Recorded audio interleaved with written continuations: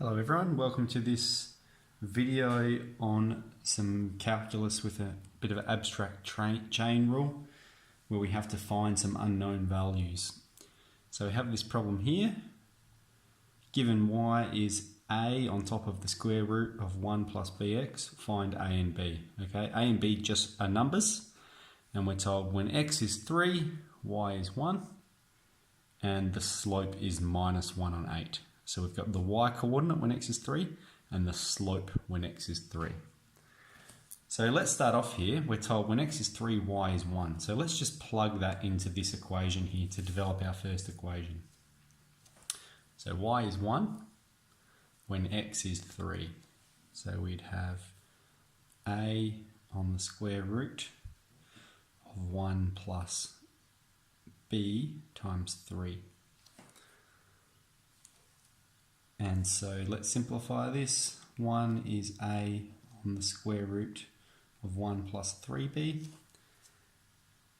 And if we cross multiply this denominator, a is the square root of 1 plus 3b. What I've done is move that denominator up over to this side. So we get a is the square root of 1 plus 3b.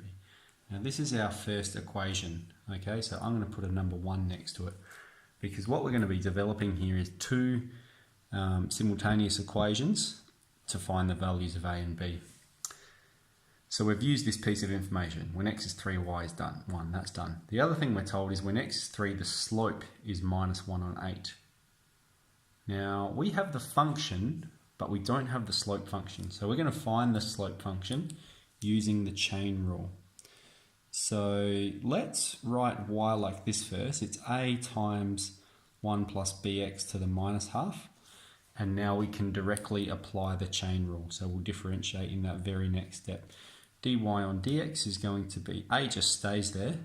We'd have minus half 1 plus bx to the minus half take 1. That'd be minus 3 on 2.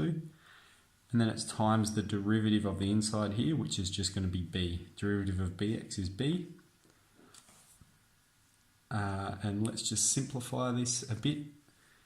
Now I want you to remember if we have a to the power of 3 on 2, that is just a root a. Here it's a negative power, so it's going to be at the bottom, and it's that whole term there. So let's just simplify this a bit. So we're going to have a and b at the top, and it's negative.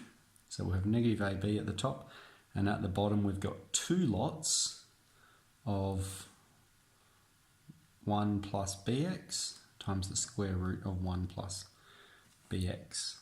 So what I applied there is this rule I just explained up here. If we have a to the 3 on 2, it is a root a. In this circumstance, that whole thing represents a. Okay, so we've got minus a on b. So this is the derivative function. And we're told when x is 3, the derivative is minus 1 on 8.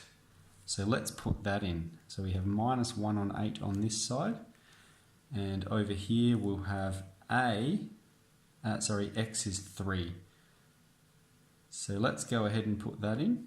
And what we'll get is this.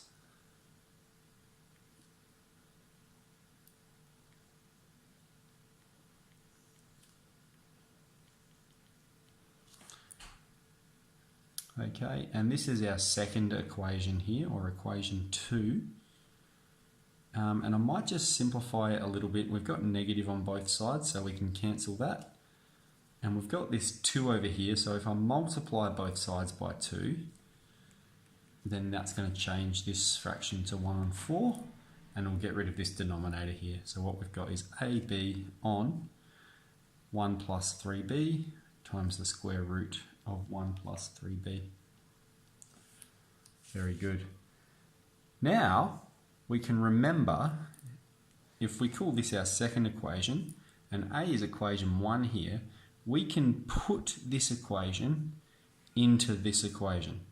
So what we're remembering there are simultaneous equations and how we solve them. So let's go ahead and get that done. So we'd have 1 on 4 equals, and I'm putting this everywhere there's an a in this equation, the square root of 1 plus 3b times b on top of 1 plus 3b times the square root of 1 plus 3b. Now we can see at the top and the bottom there we have the same thing, so we can cancel that. And we'll simplify this a little bit. We've got 1 on 4, and that equals b on top of 1 plus 3b. Let's cross multiply here, so we'll move that denominator up there. So we'll get 1 plus 3b is 4b. Okay, I've moved that denominator here, this denominator there, and from this equation we can get 1 equals b. Okay, if I move that 3b over, we've got b is 1. Alright, so we've found the value of b, and then if we have a look back up here, we have a is the square root of 1 plus 3b. Okay, so a equals the square root of 1 plus 3b, therefore a is the square root of 1 plus 3 times 1, and therefore a is the square root of 4, which is 2, plus or minus 2. Okay, very good. Good luck with these.